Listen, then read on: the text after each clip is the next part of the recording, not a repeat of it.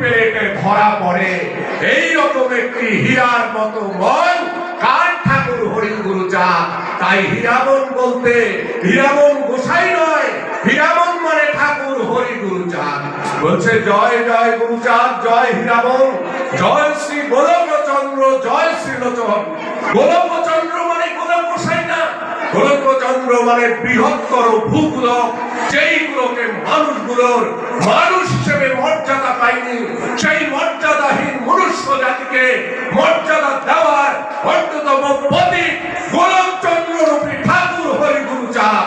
তাই গুরু হরিগুরুচাঁদকে গোলকচন্দ্র বলা হয়েছে। জয় শ্রীলোচন, এই বিষয়টা নিজের চোখে দেখে উপলব্ধি করে তার প্রয়োগ করেছেন বৃহত্তর সমাজে। আর তারপরে বলছেন জয় জয় দশরথ, জয় মৃত্যুঞ্জয়, জয় জয় মহানন্দ প্রেমানন্দময়। দশরথ মানে সত্য, প্রেম, পবিত্রতা, জ্ঞান, বিজ্ঞান, সহিষ্ণুতা, শিক্ষা, চেতনা, মানবিকতা, এর সংমিশ্রণে এক পুরুষ জাতির ঘটে সফলতা। অর্থাৎ দশরথ মানে 10 দিক, 10টি দর্শন, বিচারধারা, এবং এই দর্শনে পুরুষ জাতির মুক্তি ঘটানোর দশরথ। দশরথ মানে যে দশরথ বিশ্বাসের তথ্য আমরা ইতিহাসে খুঁজে পাই, যে গুরুচাঁদ ঠাকুরকে বাংলা শিক্ষা দিয়েছিলেন তা নয়। সত্য মানে কি? সত্য মানে আমার বাবা মা আমাকে জন্ম দিয়েছে। এখানে আমার কথা যারা দাঁড়িয়ে শুনছেন, প্রত্যেকের জন্ম তার বাবা মার দ্বারা হয়েছে। তাই আমার ঠাকুর বলেছেন পিতা মাতা গাছের গোড়া, হরি গাছের ফল, গাছের গোড়ায় জল না ঢেলে তোরা আগায় ঢালিস না জল। যে মানুষ তার পিতা মাতার প্রতি ন্যূনতম শ্রদ্ধা রাখে না, সে মানুষ যদি মতুয়া ধর্ম দর্শনে থেকে বড় বড় আচার মালা গলায় দিয়ে মতুয়া গোসাই সাজে, সে মতুয়া ধর্ম দর্শন অনুসারে নরকের কীট এবং নিকৃষ্টতম মানুষ বলে আমার ঠাকুর হরিগুরুচাঁদ তাদের দর্শনে আমরা জানতে পেরেছি। বাবা পিতা মাতাকে খেতে দেবে না, পিতা মাতাকে ভালো পরিষেবা দেবে না, পিতা মাতাকে চিকিৎসা পরিষেবা দেবে না। বাড়ির অ্যালসিয়েশন কুকুরটা শীতের সময় খাটে ঘুমাবে, আর সুন্দর ওই লেপ তোষকের মধ্যে ঘুমাবে। মা কাঁদছে সিঁড়ির তলায় বসে, বাবা কাঁদাচ্ছে, বারে বারে বলছে যে আমাকে বাবা ওষুধ এনে দে, আমার জ্বর হয়েছে। সন্তানরা ওষুধ আনার টাকা পাচ্ছে না, আর 22খানা কুত্তাকে খাওয়ানোর জন্য হাজার হাজার লক্ষ লক্ষ টাকা ব্যয় করছে। আমি নাম বলে দিতে পারি, তা আমি বলবো না। তাই ঠাকুর হরিগুরুচাঁদ বলছেন যদি হরিগুরুচাঁদের দর্শন বিচার ধারাকে মানো, আমি পিতা মাতাকে মানো। আমি পরীক্ষা করেছিলাম একদিন যে সত্যি পিতা মাতার সর্বশক্তি দেওয়া রয়েছে আমার হরিলীলামৃতে। পিতা মাতা গাছের গোড়া, হরি গাছের ফল, গাছের গোড়ায় জল না ঢালে তোমরা আগায় ঢালো জল। এটা জানার পরে আমি 13 সালে এসএসসির পরীক্ষা দেওয়ার জন্য আমি বারাসাত অফিসে পৌঁছাই 9:30টার সময়, এবং বারাসাত থেকে আমার বাড়ি যদি আমি অটোতে গিয়েছিলাম খুব কম সময় লাগলেও 1.5 ঘন্টা লাগে, এবং 1.5 ঘন্টা 10টায় পরীক্ষা শুরু। দেখা গেল 9:30টায় আমি জানতে পারলাম পরীক্ষার অ্যাডমিট নিয়ে আসেনি। সেই দিন আমার হরিলীলামৃতের কথা মনে হয়েছে, সেই দিন আমার হরিচাঁদের কথা মনে হয়েছে। আমি গেটে দাঁড়িয়ে আমার ঠাকুর হরিগুরুচাঁদকে একবারের জন্যও ডাকিনি। আমার সেই দিন বাবা মাকে ডেকে আমি ওই গেট দিয়ে ঢুকেছি। ভিতরে এডমিট ছাড়া সমস্ত মানুষের এডমিট চেক হলো, আমার এডমিট চেক হয়নি। আমি উপরে গেলাম, ডেকে প্রত্যেককে বসে সবাই যখন এডমিট চেক করলো, আমার এডমিট চেক হলো না। আবার যখন আমি ভিতরে গিয়ে 5 জন এক্সামিনারের সামনে আমরা 5 জন প্রত্যেকের কাগজপত্র দেখালাম, সকলের এডমিট দেখে পরীক্ষা হলেও আমি সেই অভাগা পিতা মাতার সেই সন্তান যে কিনা এডমিট ছাড়া আমি সেই দিন পরীক্ষা দিয়ে আসি। আর সেই দিন আমি ভেবেছিলাম যে আমার হরিচাঁদ ঠাকুরকে যদি আমি ন্যূনতম পানি, তাহলে আমার পিতা মাতাকে আমি যদি না মানতে পারি, তাহলে আমার কোনোদিনও সম্ভব না। তাহলে সত্য হচ্ছে এটা। আমি বুঝে হাত দিয়ে প্রশ্ন করি, আমরা যারা আছি কজন সত্যকে স্বীকার করি? সত্য হচ্ছে চাঁদ উঠেছে, সূর্য উঠেছে। সূর্য যখন আলো দেয়, ওই মুসলমানের ঘরেও আলো দেয়, ইহুদি খ্রিস্টান খ্রিস্টান জৈন পার্সি মুসলমান থেকে শুরু করে হিন্দু বৌদ্ধ সহকম থেকে শুরু করে নবসূত্র চারান চন্ডাল বৌদ্ধ থেকে শুরু করে বৃহত্তর ৬৭৪৩টি জাতির প্রতিটি মানুষ নারী কোনো বিভেদ নেই। সমস্ত মানুষের কাছে প্রয়োজনে সূর্য যে আলো দিচ্ছে প্রতিদিন উঠছে না সত্য। সত্য পিতামাতা, সত্য হচ্ছে সূর্য আলো, সত্য হচ্ছে মাটি, যে মাটিতে চাষ হয় ফসল ফলায় আমরা সবাই খেয়ে বেঁচে থাকি, এটা হচ্ছে সত্য। এবং সেটাই নয় শুধু জল যার থেকে প্রাণীর সৃষ্টি, এটা হচ্ছে সত্য। আর সত্য হচ্ছে বায়ু যা গ্রহণ করে আমি বেঁচে আছি, অর্থাৎ এই পঞ্চভূতের সমাহারের দ্বারা শুধুমাত্র দশরথের সত্য প্রতিষ্ঠা পায়। তাহলে আমাদের প্রশ্ন জাগে না যে সত্য কতটুকু আমরা মানি? আর সত্য যদি জাগ্রত হয় প্রেম জাগরিত হতে পারে এবং হবেই হবে। যে সত্য জাগরিত হওয়ার মধ্য দিয়ে মণি গোসাইয়ের প্রেম জাগরিত হয়েছিল, হরি প্রেমে মাতোয়ারা হয়ে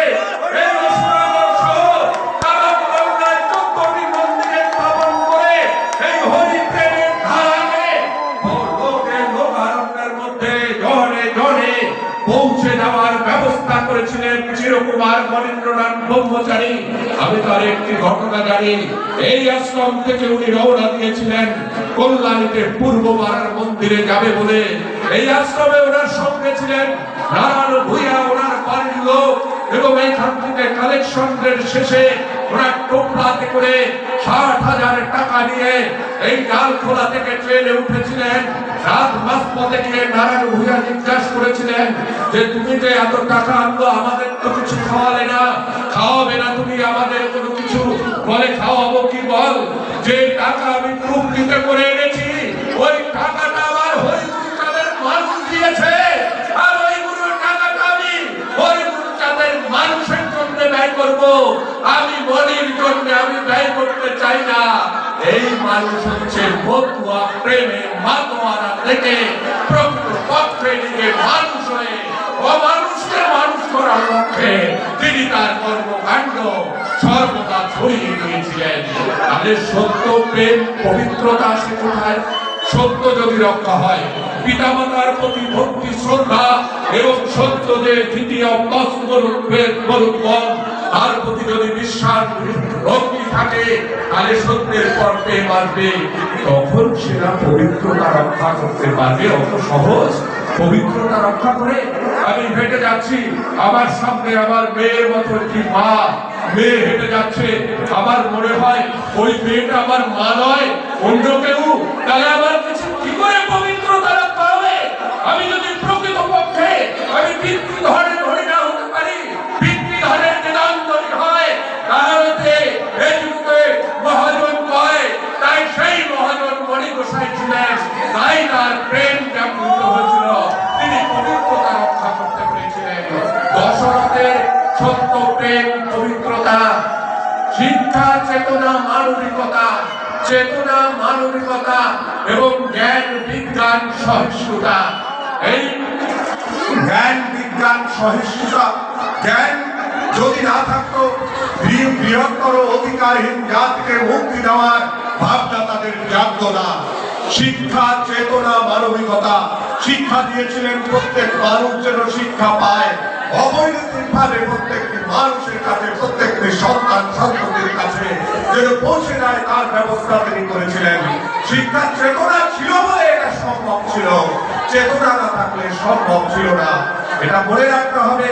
এবং সেই চেতনার মধ্য দিয়ে এবং জ্ঞান বিজ্ঞান সহিষ্ণুতা, মতুয়া ধর্ম দর্শন, আমরা অনেকেই ভাবি কাল্পনিক ধর্ম দর্শন, মোটেই কাল্পনিক ধর্ম দর্শন নয়, সম্পূর্ণরূপে বিজ্ঞান সম্মত এক ধর্ম দর্শনের ধারা।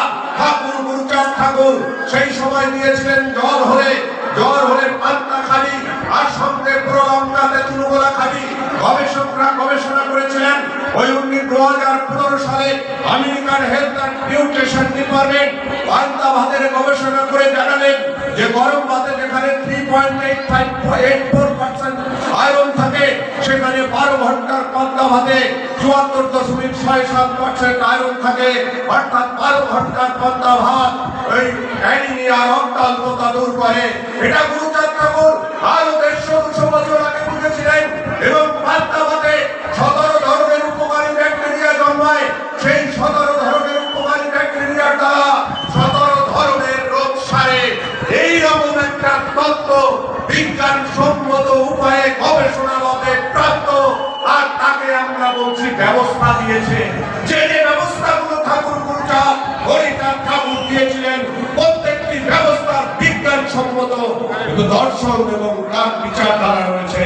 এই জন্য জ্ঞান এবং বিজ্ঞান না থাকলে বিজ্ঞান সম্পর্কে উপলব্ধি করা সম্ভব নয়। শুধু কেটে কিছু হবে না। ঠাকুর বলেছিলেন, আমরা কাটি ঢালা ঢলি গতকাল করে এলি, কিবা ফল পেলি তাতে বল। কান্না কাটি নাহি চাই, কাজ ছাড়া কান্না নাই, যত অকেজ কান্দুরের দল। বলছে যত অকেজ কান্দুরের দল আমাকে বিদ্যালয়ে ঢুকতে দিচ্ছে না। আমি যাতে বিদ্যালয়ে ঢুকতে পারি তার জন্য কোনো ব্যবস্থা করব না, কিন্তু আসলে দাঁড়িয়ে কাঁদবো। আমার সমাজের অনেক মানুষ বড় বড় জায়গায় পড়তে পারছে না, অর্থনৈতিক সমস্যা, নানা ধরনের সমস্যার কারণে। আমি সেই ব্যবস্থা করব না, অথচ আসলে কাঁদিয়ে ঘুম ভাসিয়ে দেব। ঠাকুর হরিচাঁদ কিন্তু তা বলেননি। ঠাকুর হরিচাঁদ তা চাইনি, তাই বলছেন জ্ঞান বিজ্ঞান সহিষ্ণুতা। সহিষ্ণুতা বললেন কারণ, সহিষ্ণুতা বললেন কারণ একটা জিনিস মনে রাখতে হবে। সহিষ্ণুতা বললেন এই কারণে যে ঠাকুর হরিচাঁদকে পর্যন্ত সফলা নাগাদ ওই ওরাকান্দি ছেড়ে সফলা নাগাদ যেতে হয়েছিল জমিদারের অত্যাচারে। আপনারা প্রত্যেকেই জানেন ঠাকুর হরিচাঁদকে পর্যন্ত সফলা নাগায় আসতে হয়েছিল ওরাকান্দিতে জমিদারের অত্যাচার সহ্য করে। আর ঠাকুর হরিচাঁদ যখন তিনি শক্তিশালী হলেন দর্শনের বিচারধারায় এবং জনশক্তিতে, ঠাকুর হরিচাঁদ যখন শক্তিশালী হলেন সেই শক্তি নিয়ে ওই মানুষগুলোর বিরুদ্ধে প্রতিবাদ করতে পারতেন, কিন্তু তিনি মুক্ত করে দিয়ে তার ভক্তদের বললেন, শোনো ওই মানুষগুলো যে অত্যাচার করেছে আমাকে এবং আমার সমাজের বৃহত্তর জাতিকে, তোমরা তাদের কিছু বলো না, ওরা একদিন ভালো হয়ে যাবে। ওরা সব বুঝতে পেরে তোমার ধর্ম দর্শনে এসে তোমার সঙ্গে নিয়ে জয় হরিবল, জয় হরিচাঁদ, জয় হরিচাঁদ বিশ্ব বাঁধিয়ে তুলবে। অতএব তোমার মধ্যে সহিষ্ণুতা জাগরিত হোক। দশরথ শুধুমাত্র দশরথ নয়, এটা মনে রাখতে হবে। এই জায়গায় জয় জয় দশরথ, জয় মৃত্যুঞ্জয়। মৃত্যুঞ্জয় মানে যিনি মৃত্যুকে জয় করেছেন। তাহলে কি মৃত্যুঞ্জয় গোসাইয়ের কথা নারদ গোসাই বললেন? মোটেই মৃত্যুঞ্জয় গোসাই কথা বললেন না। মৃত্যুঞ্জয় গোসাই কে সামনে রেখে তিনি বলতে চাইলেন যে বৃহত্তর যে একটা ঢাকায় এক সাংবাদিক সম্মেলনে প্রখ্যাত মতুয়া সাহিত্যিক হরপ্রসাদ বাগচিকে সাংবাদিক সম্মেলনে জিজ্ঞাসা করা হয়েছিল যে আপনাকে হরিচা, একেবারে তার ভাষায় বলছি, যে আপনাকে হরিচা নাকি মরা বাঁচাইছে শুনছি। তখন ওই প্রখ্যাত মতুয়া সাহিত্যিক হরপ্রসাদ বাগচি বলেছিলেন যে আপনি যথার্থ বলেছেন, তবে শুনুন আমার হরিচাঁদ কোনো মরা বাঁচায় নাই। বলে তবে কেন বলেন মরা বাঁচিয়েছে? বলে শুনুন ঠাকুর হরিচাঁদ কোনো মরা বাঁচায়নি।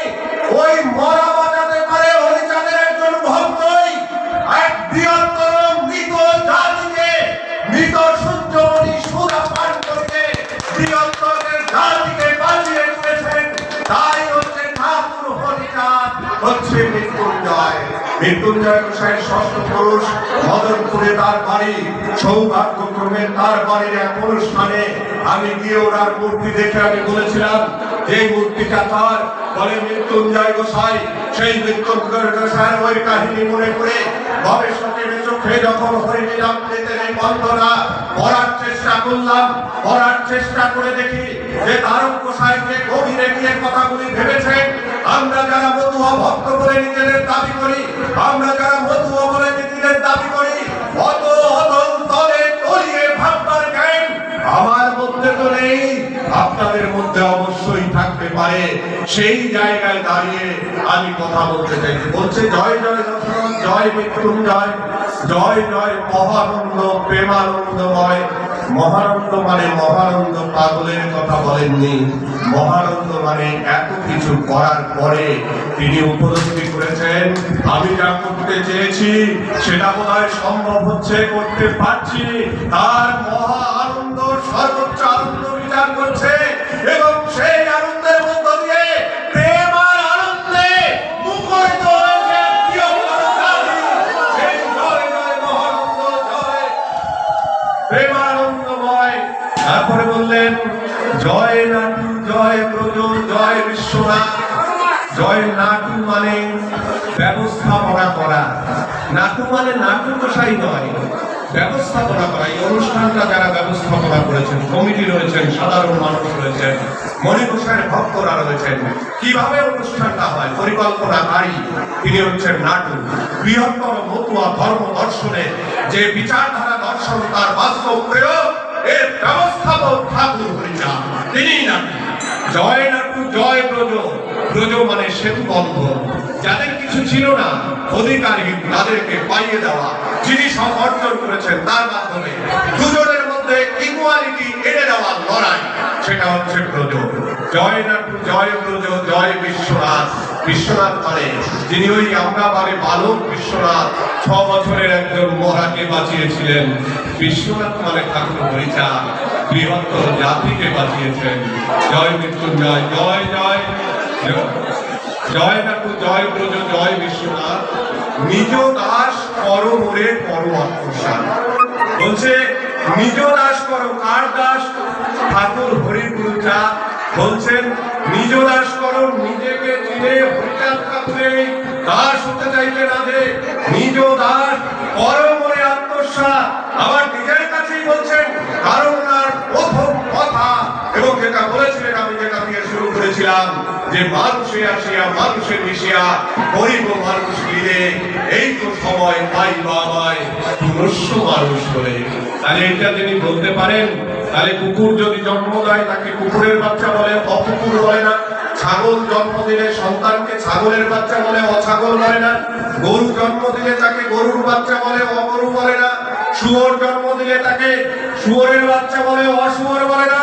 কিন্তু মানুষ সন্তান প্রসব করলে সেই সন্তানটা মানুষ হতে পারে, সেই সন্তানটা অমানুষ হতে পারে। অর্থাৎ ঠাকুর হরিচাঁদ প্রমাণ করে দিয়েছেন বৃহত্তর মনুষ্য জাতিকে মানুষ করার লড়াই তিনি করছেন, এই কথা তার প্রমাণ। আমরা তো জন্ম নাই, আমার যেটুকু বধ হয়েছে, আমি যেটুকু অতল তলের তলায় তলিয়ে চেষ্টা করেছি বন্ধকনাকে উপলব্ধি করবার জন্য, আমি সেটা ভেবেছি। একটা জিনিস মনে রাখতে হবে, গাছ থেকে কখনো ফল বড় হয় না, আর যদি ফল বড় হয়ে যায় মনে রাখতে হবে গাছটা সেই দিনই ভেঙে পড়বে। তাই আমরা দেখতে পেয়েছিলাম ঠাকুর হরিগুরুচাঁদের পরে ঠাকুর হরিগুরুচাঁদকে ছাপিয়ে দেওয়ার জন্য তার পরিবারে কেউ ঠাকুর হরিগুরুচাঁদকে ছাপিয়ে দেওয়ার মতো কেউ তৈরি হয়নি এবং হবেও না।